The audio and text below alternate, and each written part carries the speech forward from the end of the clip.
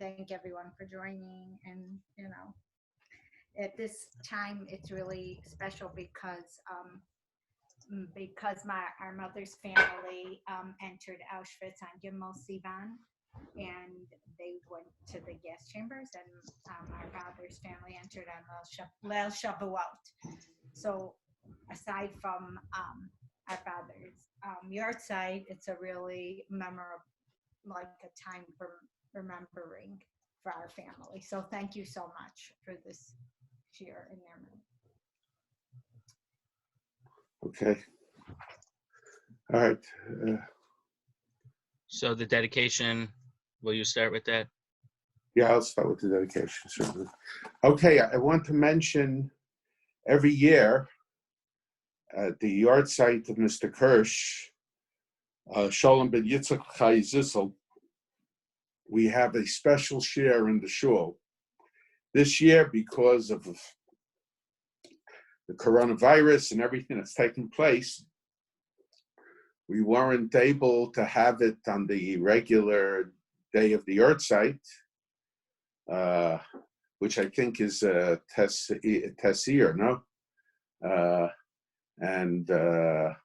So it's really appropriate to do it right now, because really these are the days that many of the Jews of Hungary and many in Mr. Kirsch's family, as well as Mrs. Kirsch's family, in these days, together with so many other Hungarian Jews, were taken to the concentration camps and were killed there. And Mr. Kirsch and Mrs. Kirsch, in a sense, in our community, were the symbols of survivors.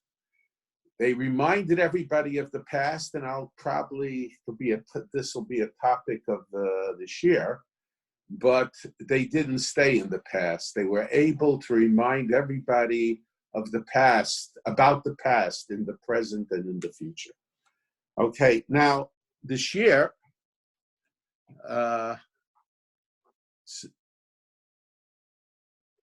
the shiur is about Shavuos. Now, Shavuos, each of the Shlosh Regalim, each of the three Regalim, Pesach, Shavuos, and Sukkot, commemorate historical events. Pesach commemorates Yetzias Mitzrayim, the Exodus from Egypt. Shavuos, as we say in the Tefillah, is Man Matan Torasenu. It's the day of the giving of the Torah. And Sukkot commemorates the Jewish people going through the Midbar, going through the desert, and the sustenance and the cover that HaKadosh Baruch Hu gave them in their journey of 40 years between Yetzias Mitzrayim, between the Exodus and entering Eretz Yisrael. Now, but what's interesting is, when it comes to Pesach, so the Torah time and time again tells us what the historical event was that commemorated, that Pesach commemorates. And when it comes to Sukkot, the Torah tells us, L'man yedu doraseichem ki basukos ushafti es b'nei Yisrael me Mitzrayim. It mentions there also what the historical event is. But when it comes to Shavuos, the Torah does not mention the historical event. Of course, we know through the Torah Shabbal Peh, through the oral tradition, what it is. But why is it that Shavuos is different than the other holidays, where the historical event is mentioned explicitly in the Torah, and Shavuos, the historical event of Zman Matan Torasenu, is not explicitly mentioned as the cause for the holiday of Shavuos? Now, I was thinking that when it comes to the other holidays, we have mitzvahs, we have symbols. Pesach, you have matzah, you have maror, you have the prohibition of chametz, you have symbols of the holiday. Sukkot, certainly besides the lulav and esrog, you have historical symbols as well. You have the symbol of the lulav, of the sukkah. So the Torah Shebechsav gives us an explanation for the symbols. But Shavuos is the one regel, the one holiday that does not have any symbols associated with it. So the Torah does not mention, the Torah leaves that for the Torah Shebaal Peh, for the oral tradition. But we have to ask another question then. Why is it that there is no symbols? Why is it that there are no symbols in regard to Shavuos, Zman Matan Torah Seinu? Now, when you think about it, there really is one other holiday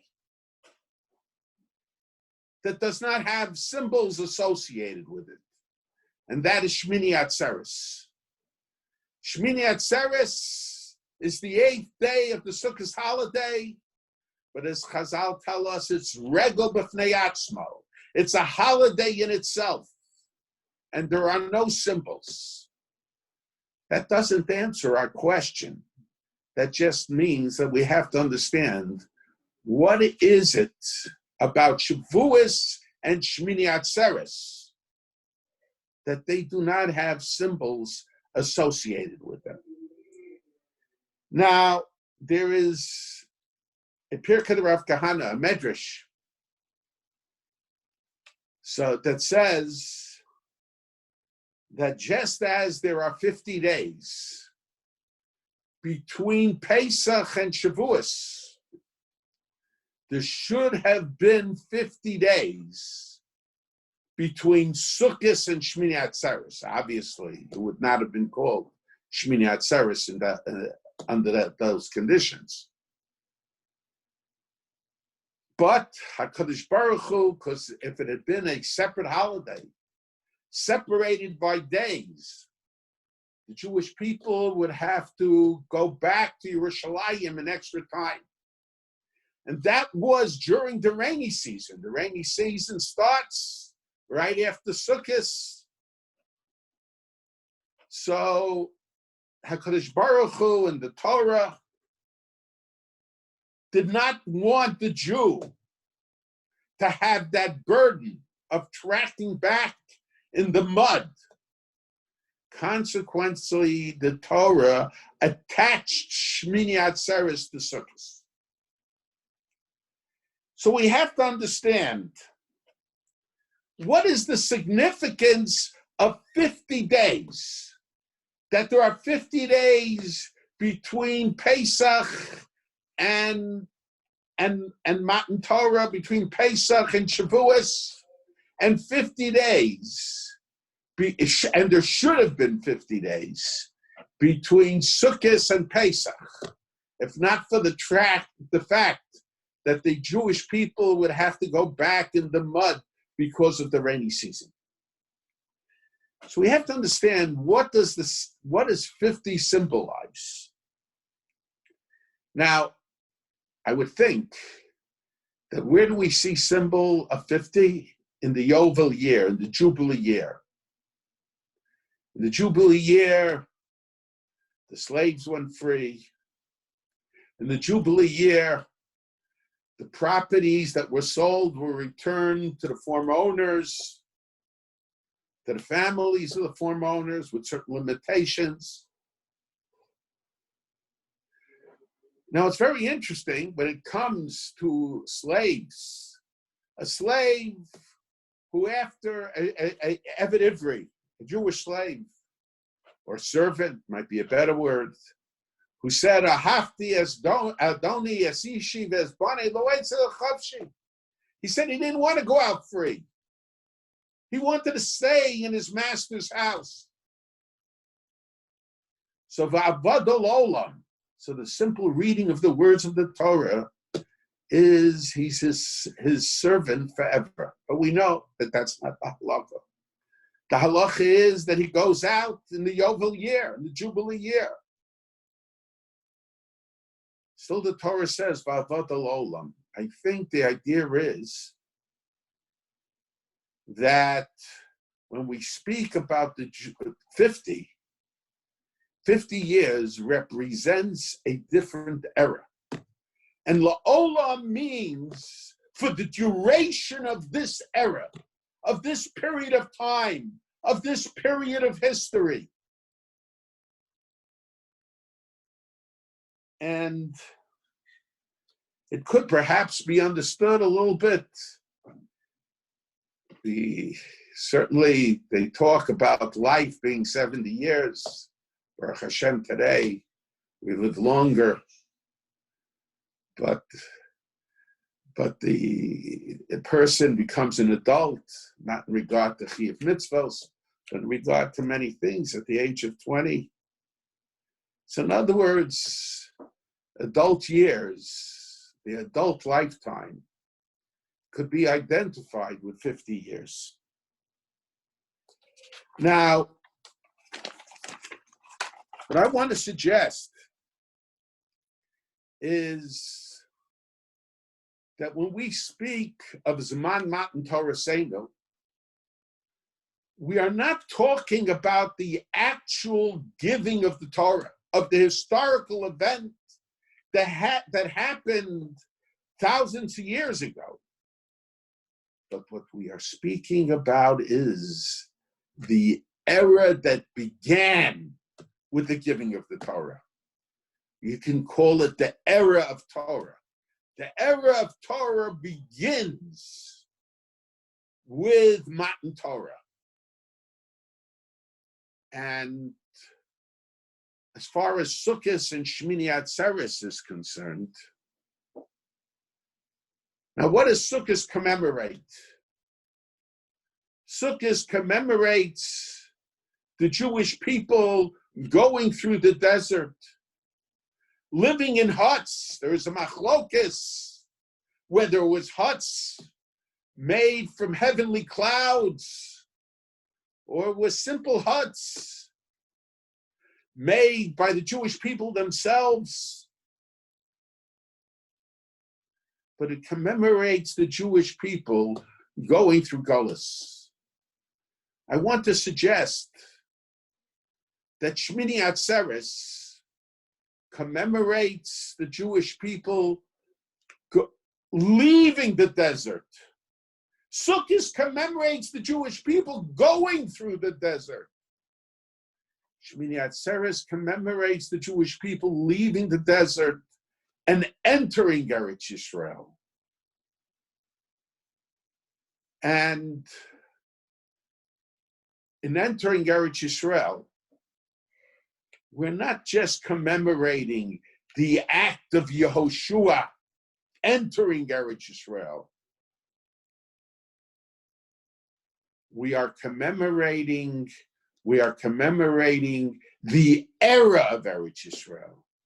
In other words, the era of Eretz Yisrael begins with Yehoshua entering Eretz Yisrael with the Jewish people. And it's true that twice the Jewish people left Eretz Yisrael, were forced out of Eretz Yisrael, went into exile.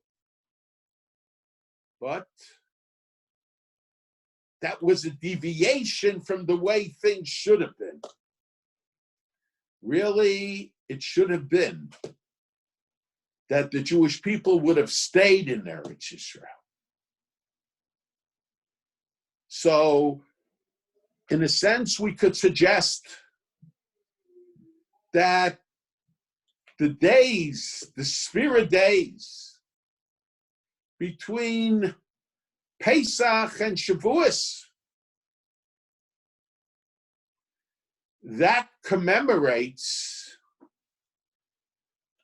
that entering into the era of the present, leaving the era of the past and entering the era of the present, the era of Matan Torah, the era of Torah. And the era of Torah begins with the Jewish people receiving the Torah at Mount Sinai. But even today, we are still, and we will always be, in the era of Torah. And the same thing is about Sukkot. Shmini Atzeres commemorates the Jewish people,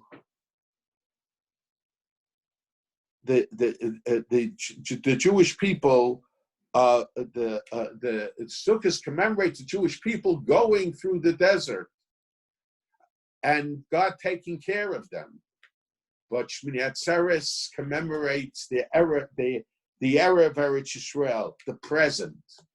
In other words, the days between Pesach and Sukkot, we celebrate Pesach and Sukkot by taking a trip back into the past, by re-experiencing the past.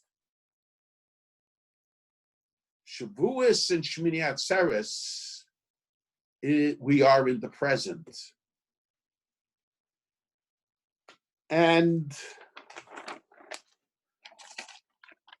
I think there is in the Tochacha, the Tochacha, and there is the Gemara in Megillah mentions that the Tochacha has to be read. The way Tosfos explains it, at least 2 Shabbosim before Shavuos and before Rosh Hashanah. So the Tochacha, in order to serve as a remez, an indication that the year should go out with its curses, because Shavuos, God judges us, is a day of judgment for the fruit, and Rosh Hashanah is a day of judgment. Kol bnei Adam yavru lefanecha, God judges us on our lives. And we want the curses of the Tochacha to be identified with the past year rather than with the future year. So, but in the Tochacha, we just read it, it says, V'zacharti es brisi Yaakov. I will remember my covenant with Jacob. V'af es brisi Yitzchak. And my covenant with Isaac. V'af es brisi Avraham eskor. And also the covenant I had with Abraham I shall remember. V'aretz eskor. And the land I shall remember. And the question Rashi raises, it comes from the Medrash, the word schira, remember, is mentioned in regard to Avram. The word schira is mentioned in regard to Yaakov. But in regard to Yitzchak, the word schira is not mentioned. How are we to understand that? But Rashi says, Afro shel Yitzchak, the ashes of Yitzchak, nire lefonai, is seen before me, savor umunach al gabei mizbeach, piled and lying on the altar. And the question is, how does that answer Rashi's question? And that's an expression that we find in other places. Afro shel Yitzchak. After all, Yitzchak was not burned, not consumed by fire. The Malach appeared to Avram and said, Al Tishbach, Yotcha Lanar, Bal Tasan Lo Mu'uma. Do not do anything to him. There are some medrashim that say strange things that need to be explained. But,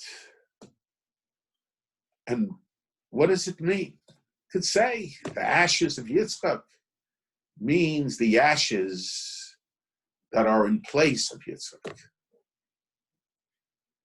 Now, it's very interesting that the Torah, when it gives credit at the time of the Akedah,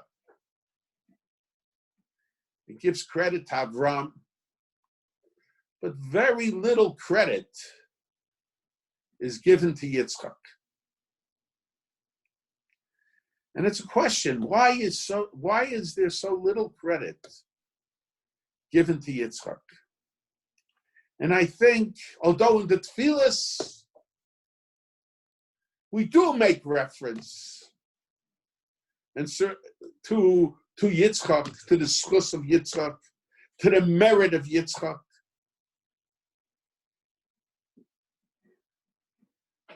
I think the Afel Shel Yitzchak, which means the ashes that were in place of Yitzchak, which Lefi Pshuto would mean the ashes of the ram that was placed in place of Yitzchak. But I think it has more than that, because where is it that the Jewish people throughout the generations got the strength to be Moshe Nefesh,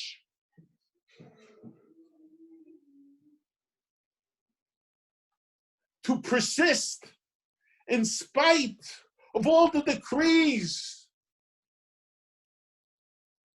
the death sentences, the torture that very often many of the nations of the world made against the Jewish people? Where did they get that strength? They got that strength from Yitzchak. I think the Torah is not a biography book. When the Torah brings the life of the Avos and the patriarchs, the Torah is emphasizing the traits of the patriarchs that were not so successfully transmitted throughout the generations. I think Jewish people throughout the generations had a much more difficult time binding their children, preparing their children for the ultimate sacrifice, which the nations of the world sometimes did on them, than in giving their own lives. The Torah had to emphasize the role of Yitzchak. It did not have to emphasize the role of, actually, the Torah had to emphasize the role of Avram. It did not have to emphasize the role of Yitzchak, because Yitzchak's gvura, Yitzchak's strength, that was successfully transmitted throughout the generations, down through the generations. And that's what I think the Medrash means that Rashi brings. Afo shel Yitzchak, nira lefanai, it appears for me. The traits of Avram and Yaakov sometimes have to be remembered, because sometimes they're just in the past. But the traits of Yitzchak, that has been successfully transmitted down to generations. We don't need symbols. The Offer Shel Yitzchak, the ashes that were in place of Yitzchak, are not just the ashes of the ram. It's the ashes of the Jewish people who were burned from generation to generation. The Jews who were killed without mercy. That's the Yafal Shel Yitzchak. And that's not something that God has to remember. It's near Elephonai. That's seen before me. It's part of the present. Something that's part of the present doesn't have to be remembered. It's seen. The problem is that sometimes we just shut our eyes and we don't look. And I think, there is a story about Reb Chaim. Chaim was a little boy, I don't know, 4 or 5 years old. He was known to be very sharp even at that age. And his father, the Beis Halevi, this was Pesach night. His father said to Reb Chaim, he says, we have symbols on Pesach night. We have matzah, zeichel lecheres. We have maror. That's remember the bitterness of the slavery. We have charosis, okay, zeich letit, whatever. We have remember the carbon chagiga. We have symbols to remember the carbon chagiga, to remember the carbon pesach. But in Mitzrayim there was poverty also. Only Mitzrayim. Could have perhaps said lechem oni, but Chaim said something else. Chaim said, you only have to remember the past. He said the only poverty we still have. We don't need to be reminded of it. In other words, we need symbols to remember the past. The era of Torah and the era of Eretz Yisrael, that's the present. We do not need to be reminded about it. Now, it's interesting. So that's why I think that there are no symbols in regard. There are no symbols in regard to Shavuos and Shmini Atzeres, because they represent the present. And just there's a separate point. Shmini Atzeres,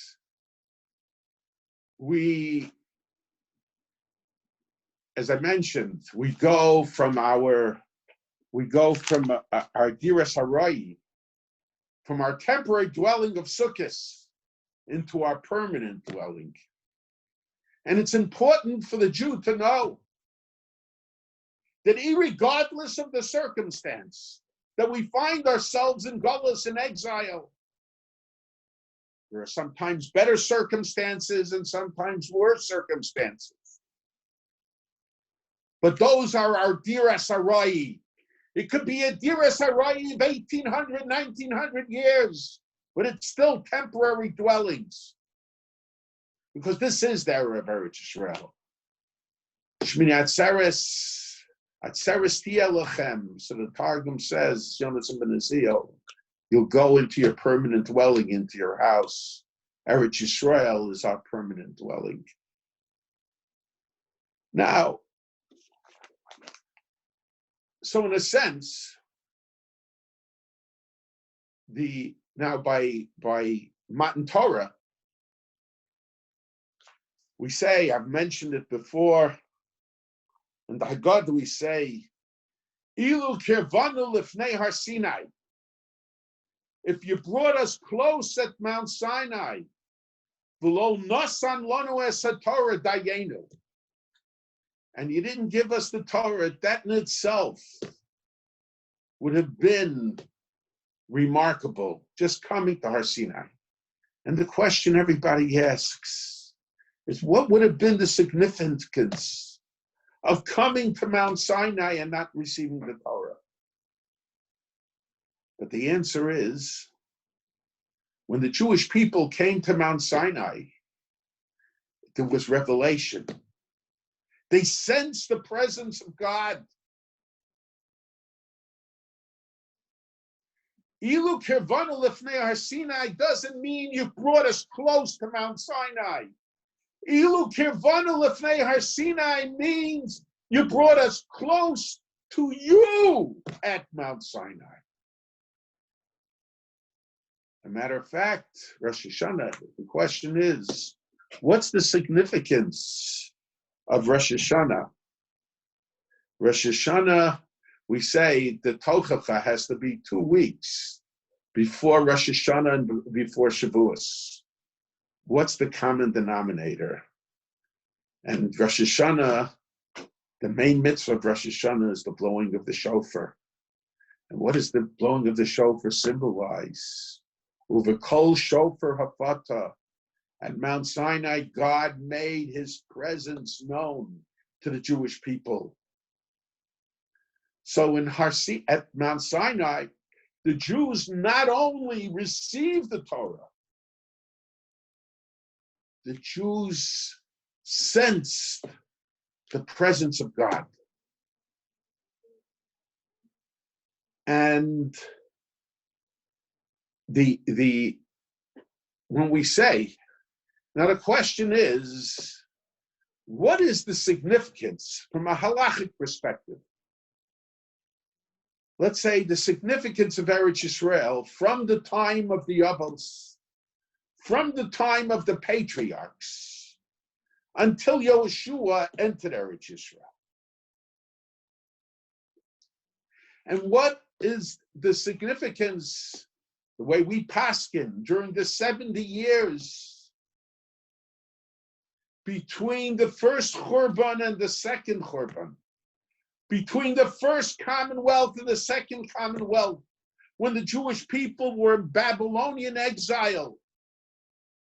So the Dushas Haaretz, the sanctity of the land, that makes the Jews required in the mitzvos hatuyas Haaretz, in the mitzvos that are dependent upon the land, didn't apply.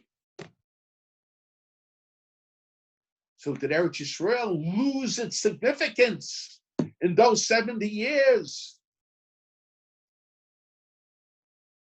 And my grandfather said no. Really, the question was already asked by one of the Rishonim, the Kafka Beperach. My grandfather said that a certain concept which was used later by my uncle and my father,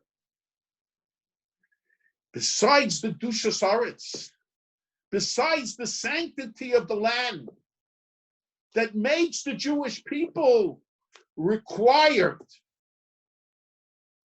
in the mitzvos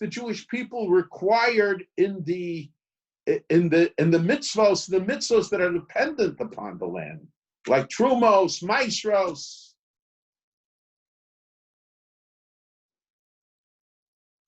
But there is another mitzvah, and that is that there is what's called Shem Eretz Yisrael, the name Eretz Yisrael. What does Shem Eretz Yisrael means? So the way my father explained it, Shem Eretz Yisrael means that the land was given over to the Jewish people through Abraham, Yitzchak, Yaakov. The word Eretz Yisrael, the land of Israel, the land that belongs to the Jewish people, the land that God gave to the Jewish people. And according to my father, the land of Israel had that status from the time of Abraham Avinu. The mitzvah of Yishuv Eretz Yisrael, of living in the land of Israel, that applied even during this 70-year period between the two commonwealths, when Eretz Yisrael did not have the sanctity to require the mitzvos that are dependent upon the land. Why? Because the mitzvah of Yishuv Eretz Yisrael, of living in Eretz Yisrael, is based on the fact that the Jewish people are the owners of Eretz Yisrael. Now, if all the Jewish people would contribute some money and buy a piece of land somewhere else, it wouldn't become Eretz Yisrael. Because there, the Jewish people who gave the money would be partners in the land. It wouldn't belong to the Jewish people as a nation and as a people. And when we speak of the Jewish people as a nation and as a people, we're not even speaking about the Jews of one generation. We're speaking about the Jews of all generations.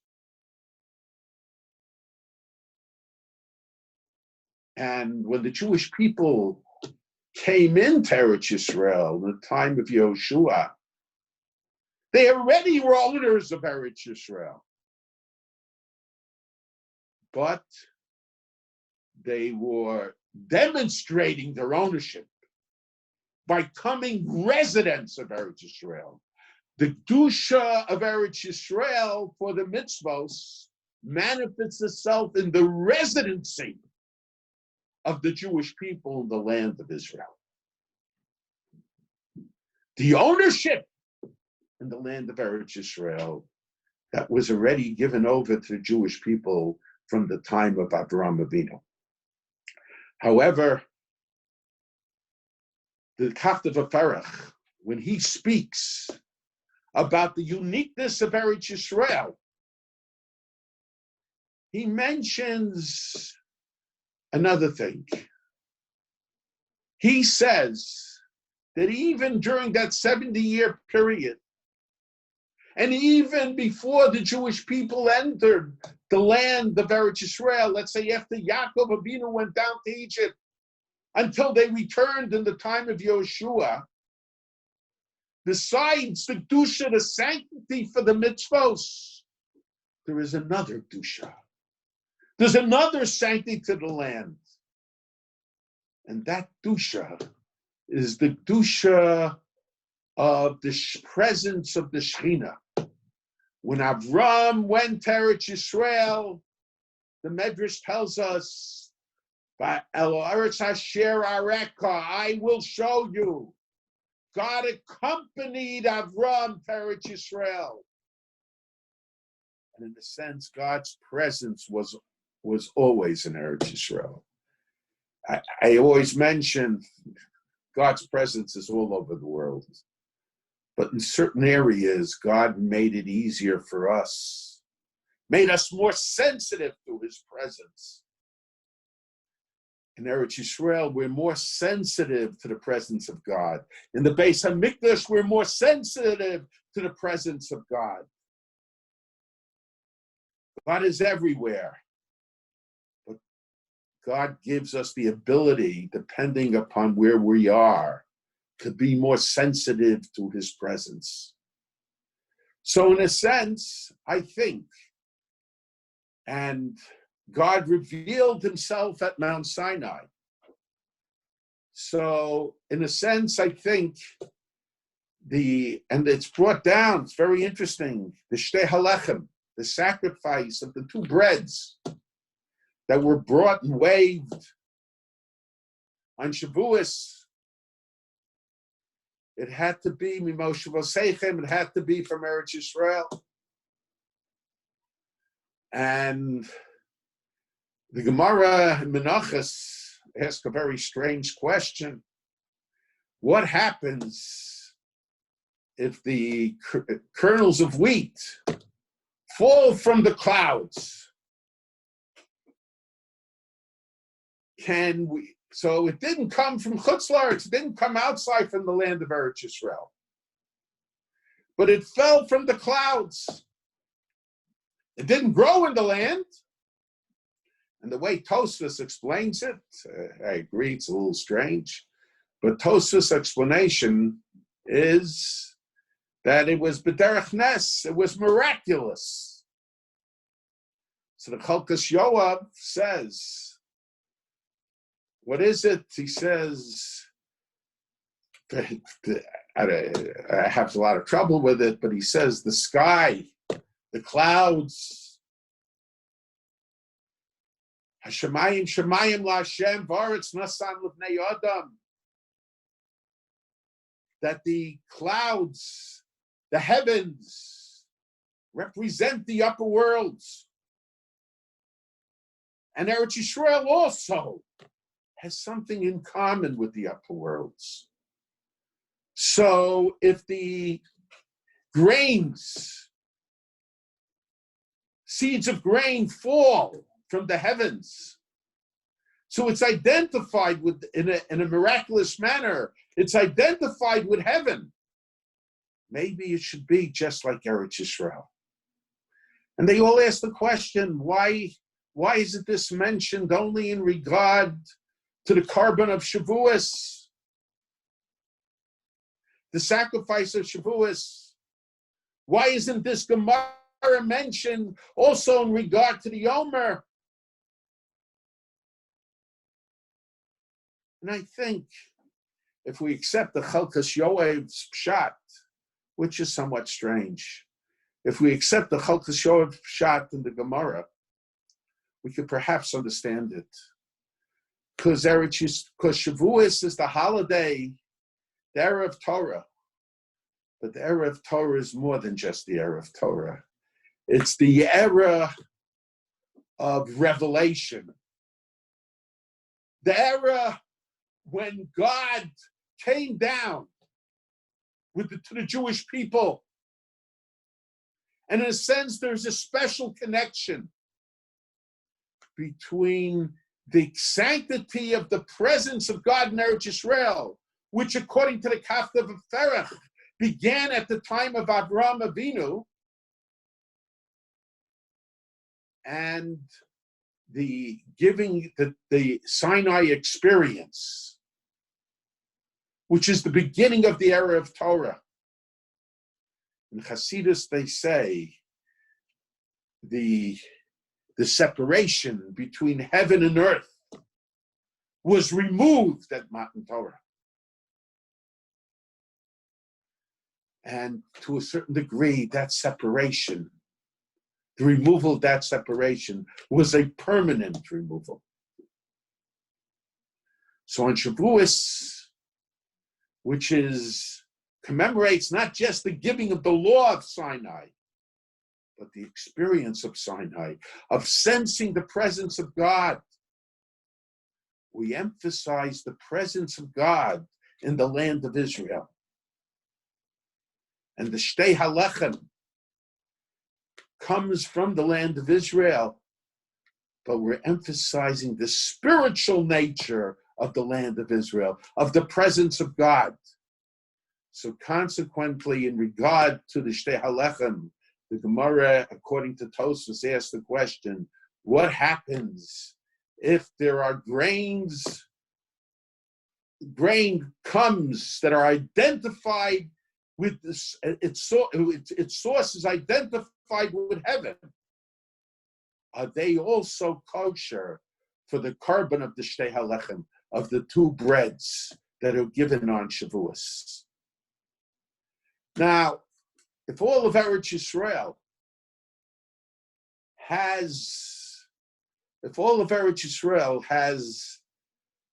the presence of God there, and that's clearly the case, matter of fact, the Sifri Zutta says that I would say that when a Jew does tshuva, he has to go to Eretz Yisrael to do tshuva. So Talmud Loma, as the Torah tells us in the Tochacha, Bisvadu eschatosam eschatosavosam, that they will say vidui, they will say the admission prayer for their sins and the sins of their ancestors being the Jews of Eretz Yisrael, and their sins being the Jews of Chutz La'aretz, the Jews of exile. But if not for a special pasuk, I would have said that the Jewish people, in order to say vidui, have to go to Eretz Yisrael.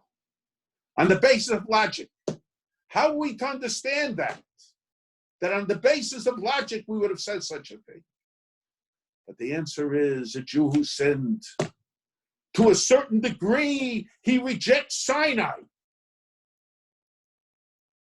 And what is the vidui? The vidui is, in a sense, re-undergoing the Naaseh v'nishma, the acceptance of the Torah. But the Naaseh v'nishma, the acceptance of the law of Sinai, was combined with the experience of Sinai, the experience of sensing the presence of God. So I would say that a Jew has to leave Chutz La'aretz, has to enter Eretz Yisrael, where it's much easier to sense the presence of God, which is identified halachically as the place that one could sense the presence of God. In order to say the Vidui prayer, and according to Reb Chaim, according to the Rambam, the mitzvah of Vidui and the mitzvah of Tshuva is one mitzvah. It's a mitzvah in a sense of returning, going back to God. God is everywhere, but we sense his presence most in Eretz Yisrael. So we have a special Gzeres HaKosov, a special pasuk that tells us that one can do tshuva in Chutz La'aretz also, in exile also, even away from the land of Eretz Yisrael. But so Shavuos, in a sense, is identified not just with the giving of the law of Sinai, but the sensing of the presence of God. Whereas Shmini Atzeres is identified with the idea of coming to the land or reclaiming the land that belonged to our ancestors and belongs to us. And they both represent the idea of the present. Now, it's interesting, there is a custom, the Ashkenazi custom, is that when it comes to Matan Torah, when it comes to the Aseret Dibros, I don't want to go into the whole lengthy explanation. My father has an explanation, my uncle. But when it comes to when it comes to reading of the Aseret Dibros, the Ashkenazi custom is to stand for the Aseret Dibros. Why do we stand for the Aseret Dibros? We stand for the Aseret Dibros because we're not just learning, studying the laws that were given at Sinai. For the most part, most of Kriyas HaTorah is not so much experiencing, but it's learning, Limud HaTorah. But the Aseret Dibros, it's experiencing Matan Torah. When we're experiencing Matan Torah, and the same thing is true about the Az Yashir. The Az Yashir, we are reacting to the Gilui Shechina, the revelation of God's presence that took place. That the Jews were able to say, Zekeli Van Beyu, they could point, this is my God. So we are expressing, so we are re-experiencing. Most of the Torah is learning. Aseret Dibros, Az Yashir, and to a certain degree, the Tochacha also, in a different sort of way, is experiencing. Musar Hashem al Pimas. But it's experiencing. So when we experience the presence of God in Revelation, God coming closer to us, in the Tochacha, God is moving away from us.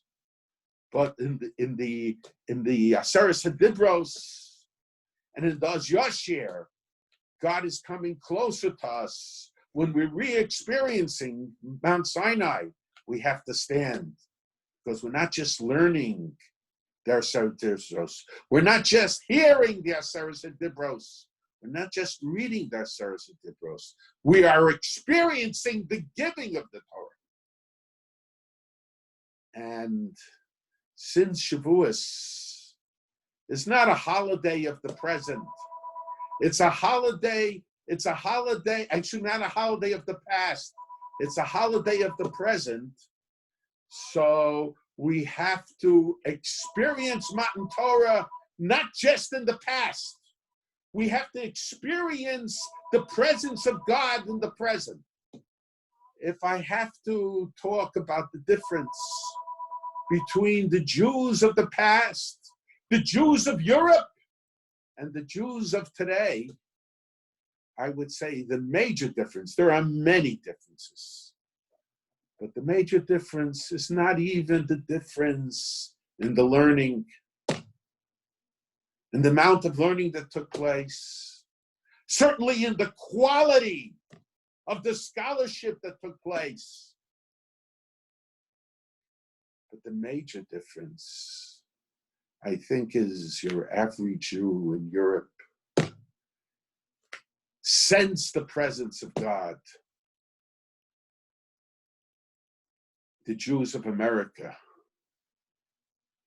with all the programs that we have, very difficult to sense the presence of God in the present. Some are able to do it because they go back into the past and they stay in the past. But the real challenge of Shavuos is to sense the presence of God in the present. And I mentioned already about the offer shel Yitzchak, that the ashes of Isaac, that is savar umunach al mizbeach, that is piled on the altar, nira lefanai. That's not something that is remembered. It's in the present. It's seen. But unfortunately, many of us, it wasn't that long ago, many of us want to shut our eyes. We made not only to what the nations of the world might have done to us and ignored us, but sometimes we made certain mistakes also, and we should have been smarter. But we thought we survived one pogrom after another pogrom after another pogrom. We'll survive this. So we have to learn. We can't shut our eyes to what happened just a short while ago. It's not only we have to keep the eyes open, but we have to make sure that others keep their eyes open. Today, there are people trying to shut their eyes, to make believe that they don't see. They don't see what happened a short while ago, and they don't see what is happening today. And I have to say, I think it's very important. The one thing about the Kirsch family,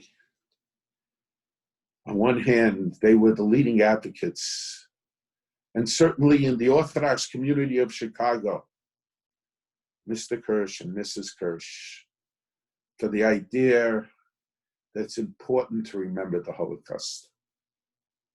I think perhaps more than anybody else in our community, they understood how important it was. But they understood that it was important not just because we go back to the past. That's something that we just have to, in the present, we have to see. We have to keep our eyes open. And this is the lesson.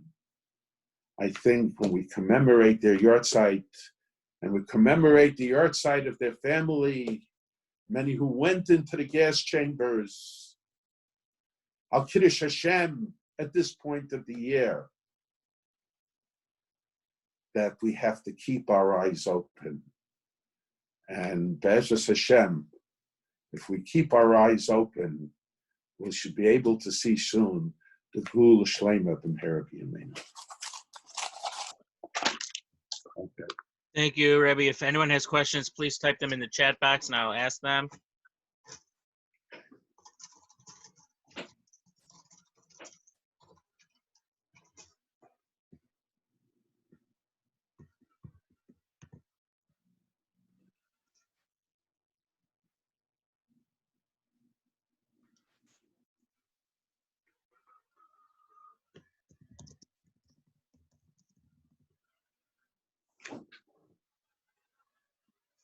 No questions yet.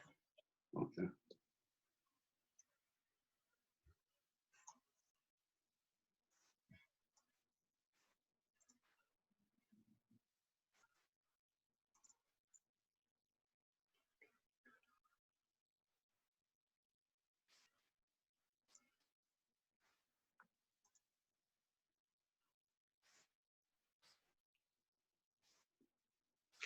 Okay. Why was the Torah given outside of Eretz Yisrael? I think to emphasize that the Torah is not limited to Eretz Yisrael. Moshe Kibel Torah Sinai Imsar Yoshua, Yoshua Iskenim, that the Torah has to be taken wherever the Jews go. Okay. Another question is, how do we recognize Hashem best in the present? How do we recognize Hashem best in the present? Well, there are a number of ways. First, when we focus on the events that happened to the Jewish people, just the recent history, when you think about just in our lifetime, and certainly when you think about it from the time of the Holocaust, when people thought that the Jewish people were lost, and the miraculous events that took place with the establishment of the State of Israel, that Jews have a place to go to, something they didn't have in over 1,800 years. And then when, on a higher level, not when we talk about miraculous events, on a higher level, when we focus on the things that we are receiving, when we don't take things for granted, when we realize sometimes when we have a plague, an epidemic like we have now, we realize the hashgacha, that in the day-to-day events, when there isn't this plague,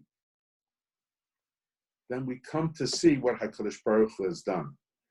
Rambam says, there are two ways to see HaKadosh Baruch Hu.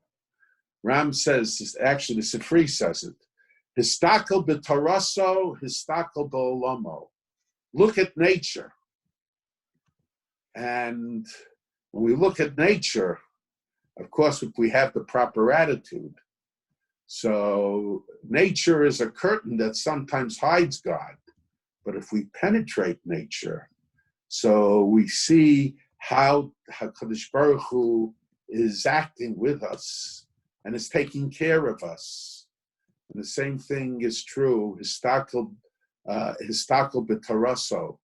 When one learns Torah, so he comes to feel a certain sense of closeness to God. As a matter of fact, the Birchas HaTorah that we say before we learn Torah is the idea of the sense of feeling closeness to HaKadosh Baruch Hu. Baruch Atah Hashem, we say. Before we learn Torah, in the morning we say Birchas Torah. When we go up to the Sefer Torah, we Baruch Hu es Hashem Hamvarach. The way many say, when we learn Torah, God speaks to us. And when we daven, we speak to God. And it's important to remember that davening is not just saying something, but it's important to bear in mind who we are saying, who we are asking. In other words, we have to, in our society, in European society, people who felt the threat continuously of pogroms were certainly more focused on their need of help from God. But we have come to take things for granted. And because we take things for granted, we don't focus so much on God. And perhaps, listen, I'm not in a position to say why. And no person is in a position to say why. But there is a what also, a reason of what. What can we learn from the situation we find ourselves in? And what we can learn from the situation we find ourselves in is how much we have been receiving the help of God all along. And hopefully soon, that same help, we will have that same help again. I was going to say with that question, maybe the poem of your Uncle Shmuel. Yeah, I see him. Yeah. Another question was, what should people do for Kriyas Torah from home for Shavuos? I would just say, read over the Parshios yourself. That's the best that you can do from home. Yeah. Someone asked, why doesn't Shavuos have a Chol HaMoed? Because the Ramban says that the 7 weeks, especially the way I explained it, the Shavuos to a certain degree is the final day in a different sort of manner of Pesach. Just as Shmini Atzeres should have been separated from Sukkot, so Shavuos is considered is connected to Pesach, and the Ramban, certain from a Kabbalah perspective, says that the 7 weeks we count Sphira is like the Chol HaMoed between Pesach and Shavuos.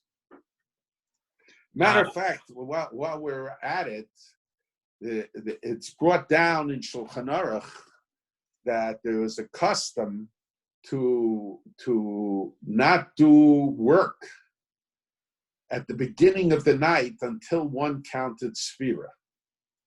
And the question is, why is that? And they bring all kinds of Gzeras HaKosovs. I once suggested that the reason is because, as the Ramban says, that it's the Chol HaMoed, it's the Chol HaMoed that continues, certainly not halachically, but from a Kabbalah perspective, it's the Chol HaMoed that connects Shavuos to Pesach. So there was a Midas Chassidus. Now Chol HaMoed connects the first days of Yom Tov with the last days of Yom Tov. And you see, there are many that say that you don't put tefillin on. There are many that say you put tefillin on Chol HaMoed, even though they hold that certain forms of work are prohibited on Chol HaMoed.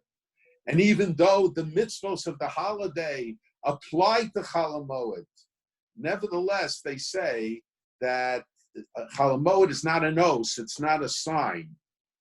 Now the question is, why isn't it a sign? It has the same sanctification of the day as Yom Tov has. It has the same mitzvos. And according to many opinions, okay, it's a less forms of work are prohibited, but some forms of work are prohibited. So why is it that we put tefillin on? And the answer is because Chol HaMoed connects the first days of Yom Tov with the last days of Yom Tov. It doesn't get its importance from itself. It gets its importance from the days it connects. Being a bridge. Being a bridge. That it bridges, the days that it bridges. So where there's a halachic Chol HaMoed, I'm not talking about a Kabbalah Chol HaMoed, but so it's bridging. So in order to show that the Sfiras Omer is to bridge Pesach with Shavuos, a custom developed, and it's based on certain psukim also, a custom developed that during the period from nightfall till we count the Sphira, which makes the connection between Pesach and Shavuos, we refrain from doing work. Another question, this might be a loaded one. How come rabbis are saying that you're not allowed to go to shul, but they're not saying you're not allowed to go shopping? Okay. So the my guess is that the first of all, one should minimize as much as possible going shopping. That's in other words, the basic idea is only what is absolutely necessary one should do. Now, I'm not ready to say that halachically that it's usher to go to shul. It's very interesting. The Gemara in Yevamos mentions that the Gemara in Yevamos mentions that on a day where there was a sandstorm, one should not do a bris milah on their child because it was considered dangerous. Obviously, that with the houses we have today, that wouldn't be the case. So it was considered dangerous to do a bris milah. And then the Gemara says, the achshav the dashu bei rabim, now that everybody does it, shomer psayim Hashem. God watches over those who are not too smart. So in other words, where there is a minimum amount of danger, but it's an accepted part of life, one is allowed to put himself in that danger. One is allowed to put himself in danger. But it's not something that one should just do. You see, he's identified with a pesi, with somebody who's not very smart. And the smart thing is not to do it. A matter of fact, the Ritva says that if a person has this situation, he has a bris milah and there's a sandstorm, obviously with the houses that they had in those days. So even though it's dashu bei rabim, it's an accepted part of life already. But if a person says, I do not want to endanger my child, or I do not want to endanger myself, he could postpone the bris milah. So the Gzeras HaKasav, there might be those that disagree with him, but he could postpone the bris milah. So we see it's still considered a danger. And someone who's smart will try to limit it as much as possible. Person has to evaluate what he needs. And furthermore, the facts are that to a large degree, everything is dependent on how we interact with people. When somebody goes to the grocery store, sometimes he'll bump into somebody he knows, but he's not coming there expecting to see his crowd there. When you go to shul, so you're going to your community, the people who you're used to talking to. And inadvertently, you might get involved in a discussion. And it's very likely that the social distancing will be compromised, much more so in the synagogue than it will be in the grocery store. The last question is, what's the brisker minhag regarding adorning a home or shul in greens or flowers on Shavuos? The brisker minhag, I'm sure, was not to do it. I'm not finding fault with anybody who did it, but in general, the brisker minhag was the brisker minhag was to follow the sheet of the Gra. But if you ask me, it's not so important to get flowers for the house and for the shul. Buy flowers for your wife. Okay. That was it. Thank you very much. I think that, let me Yeah. just take one more look. Yeah, that's oh, someone's saying shopping is short, but shul is longer in a closed room. Someone's saying. Yeah, that's true. First of all, I would suggest that the rabbis not speak. I would suggest that they go to Yishtabach. They should expedite the service as much as possible. If they go to shul, I tell the people in my shul not to come to shul, and I do not want to assume the responsibility if something will happen later on. I'd rather not have that on my head and on my shoulders. I can say that my great-grandfather, Reb Chaim, when even a person who he considered one of the greatest Gaonim of his day was somewhat not as strict into Sakonis Nefashos as he was, he screamed at him, "You're an Amoritz." And I can tell you, I am sure, others don't have that tradition. They don't have the tradition of Reb Chaim. But I am sure that if somebody would ask Reb Chaim would tell them, and by the way, this was the first thing Reb Chaim felt, the first law, someone who sees himself as a Rav. When my grandfather became Rav in Chaslavich, in Rasein, Reb Chaim gave him some rabbinical advice, but he told him the first thing he has to know is that Sakonis Nefashos is more important than anything else. If you want to identify yourself, according to Reb Chaim, as one of the Rabbanim of Klal Yisrael, you see yourself as a leader who gives direction, especially of a town, as it was in Europe. The first thing you have to know is that Sakonis Nefashos takes precedence over everything else.